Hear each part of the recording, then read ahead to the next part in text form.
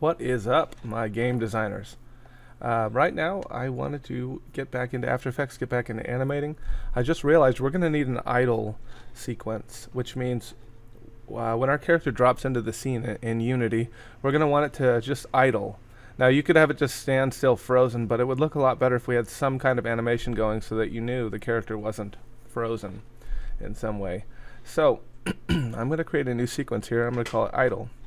Couple of different ways to do that. I have this Dragon Fire sequence right here where I'm going to be showing you how to use the puppet tool. I'm just going to duplicate that one. So I'm going to find it here and hit Control D. And that'll be Dragon Fire 2. I'm going to hit Enter. And then I'm going to rename this to Idle, Dragon Idle. And then I'll double click on that and I'll be in here. Now I've removed all keyframes. Some of you, if you've duplicated one of your other characters' files, you will have keyframes all over it. So like if I went into drag and walk over here, see I have tons of keyframes. In order to get to all of those, I could click down on all these, add infinitum, or I could select them all holding shift, and then I can hit U key and it'll show me all the keyframes. So that's a little shortcut.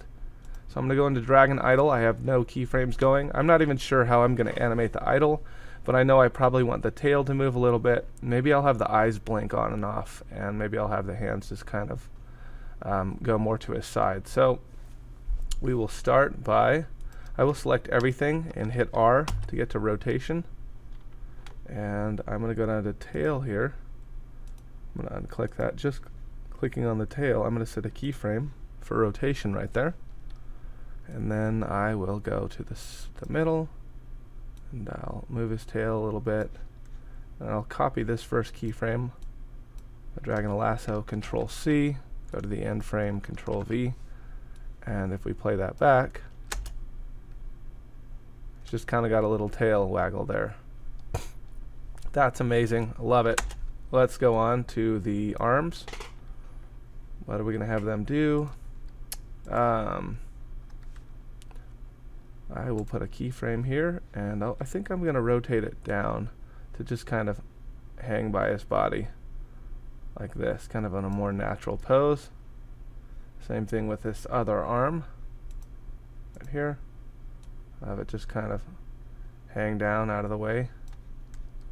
I'm not sure how much I'll have, or if at all I'll have him moving, but I do think I want an eye blink to happen. I'm saving it. Always save. I've had this computer crash on me a few times. Windows was trying to tell me who was boss. I think I'm back in control now, hopefully. So eyes, how are we going to do that? How are we going to make them blink? There's a couple different ways we could do that. We could just turn off their opacity. There's a setting under here called opacity. And if we turn that all the way down, it goes dark or blank. That is one way to do it. However, we'll have to do it in one frame, otherwise we'll kind of have a fade effect going on. So what I'll do is I'll just go to the center here. I'll turn it up all the way. I'll click on it, then I will go to the next frame and drag this all the way down to 0. Then I'll go to the frame after that, drag it all the way back to up to 100%. So now when I play it back, I should have an eye blink. I don't think I like it. I'm going to make it a little bit longer. I'm going to drag this back out here, and I'm going to copy this keyframe and paste it right here so that it lasts for a little bit longer. Okay. And now I'm going to have them both blink at the same time. So I'm also going to find the opacity on this layer, and I want to go to this first frame where I've animated. I'm going to copy all these keyframes by lasso selecting Control C, then I click on this layer and hit Control V. And see, that puts them right there in the opacity. Now they'll both blink off at the same time. I kind of want to offset them though. I'm going to drag all these over one frame like that. Let's see what that looks like. Ugh, looks pretty bad, doesn't it? We may have to think about that one for a while. Let's move him back here. Maybe we won't have him blink. You know what? We're not going to have him blink. I don't like it. it looks horrible. And why look horrible when you can look great, right? Okay, so I have this idle. I'm just going to leave it like this for now. I'm just going to have the tail move. Maybe I'll think of some things that would make it better. I guess I could show you guys the puppet tool right now, and we could have him yawn. So why not do that? That would make sense. That way you get something out of this lesson other than hearing my tired ramblings early in the morning. I'm just going to go to the body here. Now what the puppet pin tool allows us to do is kind of stretch this character by putting pins in him, and you'll kind of see how the process works. So I'm just going to do around his head here. So if I go over here to this puppet pin tool, I can click on it, and then I should be able to just, with my character selected, just his body, I'm going to put some pins in him. Putting a pin there, I'll put a pin there, and I'll put a pin here. And what that did is, if you notice down here, it put this puppet effect on here. See, it's an effect.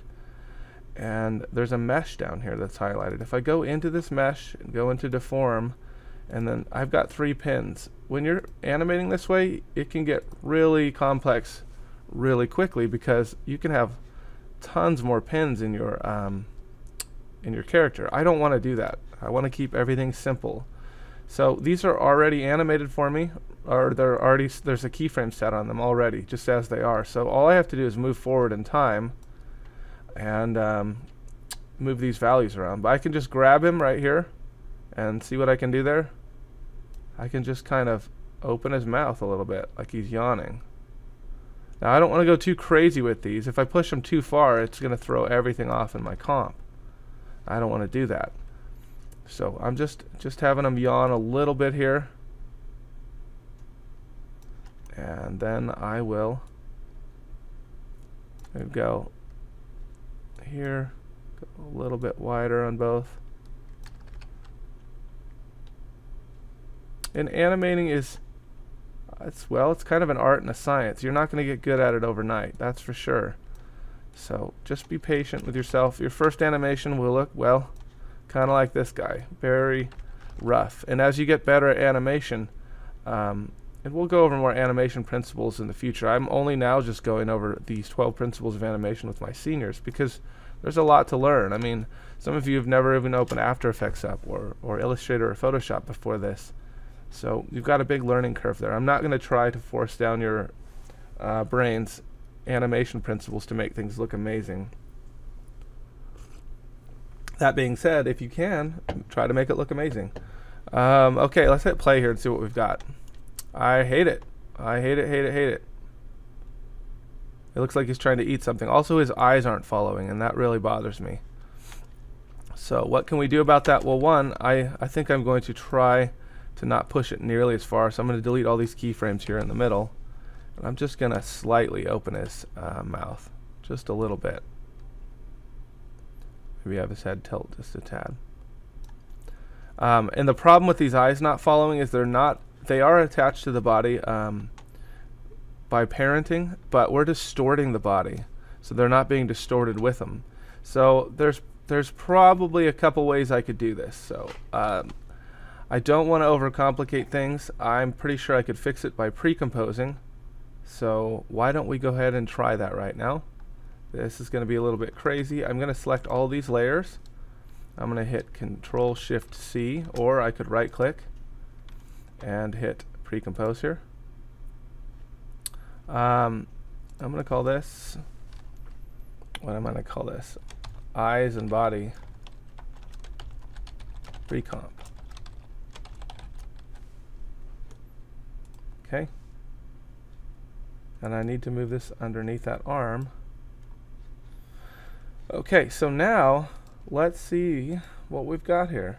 Okay, so my puppet, if I double click on there and I go in here, my puppet's probably going to be in here, and I don't want that in there, do I? I want to cut that out of there by hitting Control X, and I'm going to go back in to this Dragon Idle here, and I'll hit, going to the first frame, I'll hit Control V. And now I know that's really complicated. I don't expect that you guys followed along with that. But I have to do it because I just hate when the eyes move like that. So now you see the eyes are actually following my distortion. Okay? I totally get that. That's a process that may have gone right over your heads Totally cool. I'm really trying hard to keep things simple.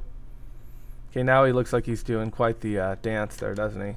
Let's go in and look at those keyframes. I'm hitting U key again. So we'll go there.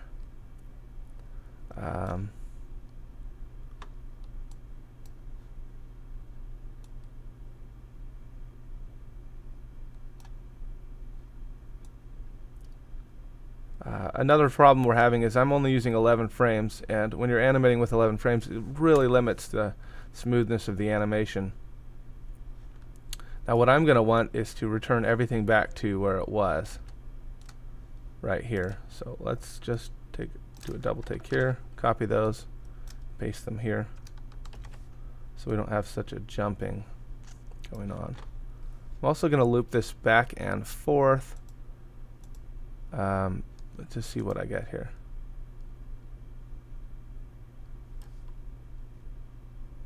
Okay, I just think I need to actually slow things down quite a bit, not try to make nearly as much movement. So I'm going to delete these keyframes again, go back here, and I will just barely move his head, I think. Well, that's not barely, is it?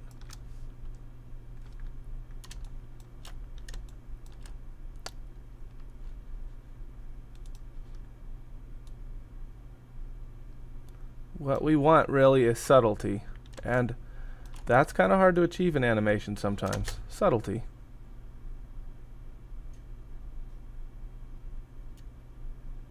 I still think it's way too much. Delete this. Try again. I apologize if this tutorial is getting too long.